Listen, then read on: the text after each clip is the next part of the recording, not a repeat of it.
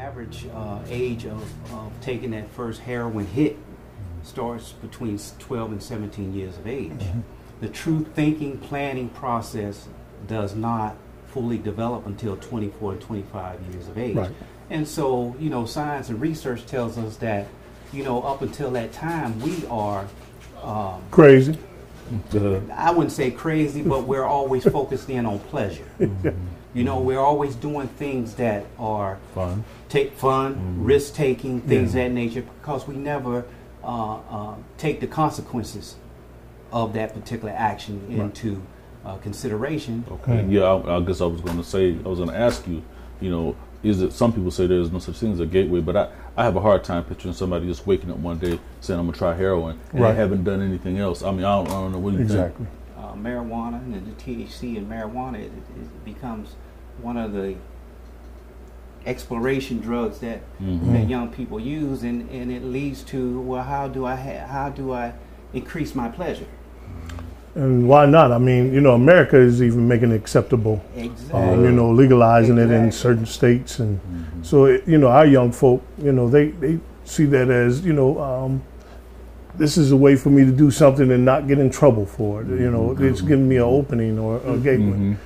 We're struggling here, and I just want to get on my soapbox for 1 minute and to say that I think we have some discrepancies in parenting.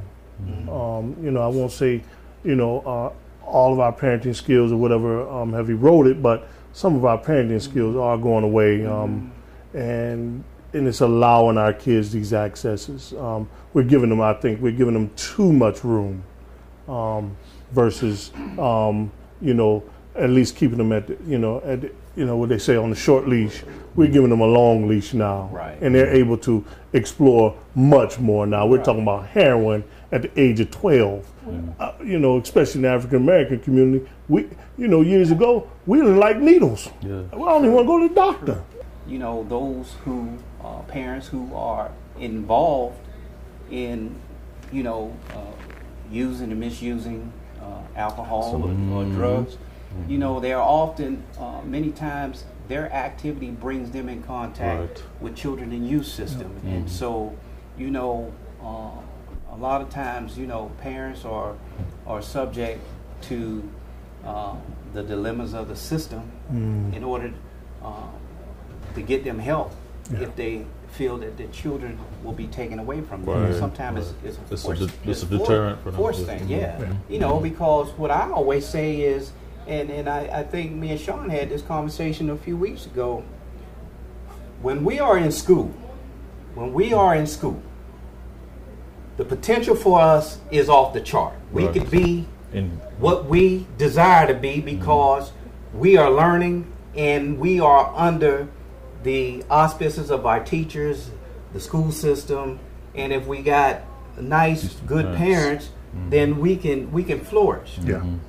But I always say, and what I've seen over my career, and you know, over my career as a former and retired county detective running a narcotics unit, is that once young individuals hit 18 and continue into that lifestyle, their potential diminishes significantly.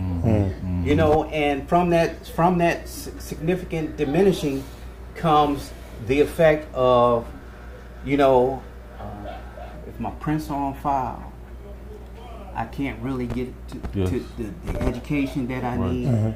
You know, I can't get the job if because of my addiction parlayed me into committing thefts.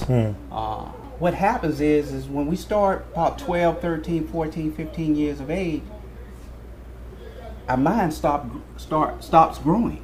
You know, we don't have enough inpatient beds to send them for the help. There's not enough funding to get the help that they need. You know, I always preach about, what are we supposed to do here? You think we're supposed to, because the person is in addiction and in recovery, that we supposed to just wash them over the waterfall and forget about them? No, these people need to be worked back into life, into society. You know, they need to have some ability to reestablish their self-esteem, to understand what success is. You know, just like we do. You know, it's just unfortunate that, you know, they chose a life. And I won't say that they all chose a life, because we got to look at the prescription aspect of it that sent them over the edge. Overprescribing. Overprescribing. You know, especially you go to the dentist. You know, the dentist is giving you those oxycodons, and you know, you come in there just, you know, get a toothbrush. You want prescription of oxycodon, take that with you too. You know, so overprescribing. Overprescribing.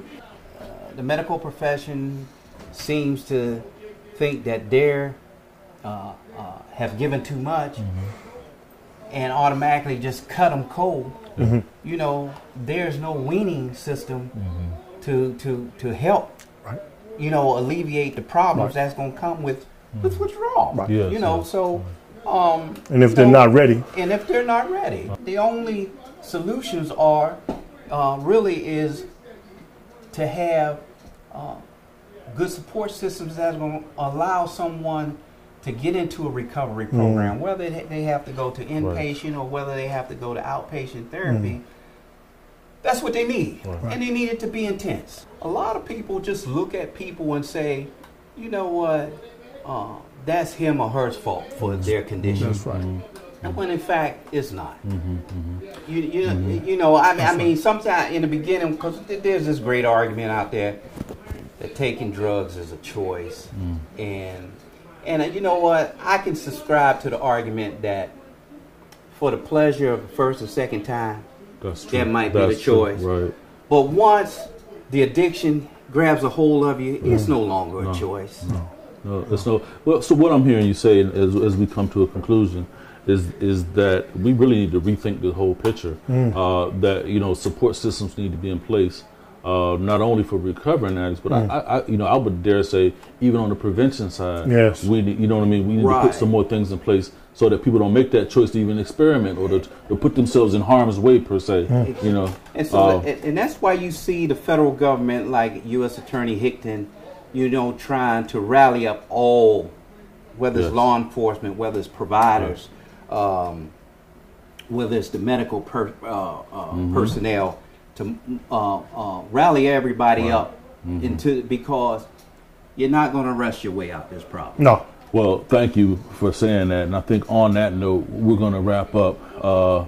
We want to thank you for joining us on Barbershop Talk. We'll revisit this because we just really start scratching the surface of this topic. We need to come back and discuss this again. So we thank you, Mr. McClure, for coming and bringing your expertise both from law enforcement and from treatment. And we'll see you again at the barbershop.